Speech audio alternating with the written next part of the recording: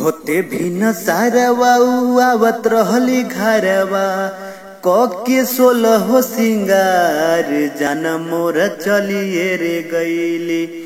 होते भी न सारवा आवत रहली घरवा के 16 हो सिंगार जान मोर चलिए रे गईली। छोड़िए के हमके ससुराल जान मोर चलिए रे गईली। छोड़िए के हमके ससुराल जान मोर चलिए रे गईली। कि मन करे मर जाई पी के जहर कुछ बुझात नइखे तो कैसे जीही हम उनका बिना कुछ बुझात नइखे। कि मन करे मर जाई पी के जहर कुछ बुझात नइखे तो कैसे जीही हम उनका बिना कुछ बुझात नइखे।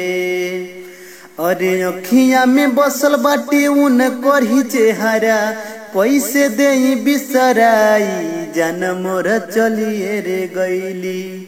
अरे अखिया में बसल बाटे उनकर ही चेहरा कैसे देई बिसराई जान मोर चलिए रे गईली। छोड़िए के हमके ससुराल जान मोर चलिए रे गईली। छोड़िए के हमके ससुराल जान मोर चलिए रे गईली। तो पहिला बेर उनसे मिलल हम भुलाई कैसे तो लागल बा दिल में जवन आग उ बुझाई कैसे। तो पहिला बेर उनसे मिलल हम भुलाई कैसे तो लागल बा दिल में जवन आग उ बुझाई कैसे। अरे अखिया में बसल बाटे उनकर ही चेहरा कैसे देई बिसराई जान मोर चलिए रे गईली। अरे अखिया में बसल बाटे उनकर ही चेहरा कैसे देई बिसराई जान मोर चलिए रे गईली। तो छोड़िए के हमके ससुराल जान मोर चलिए रे गईली।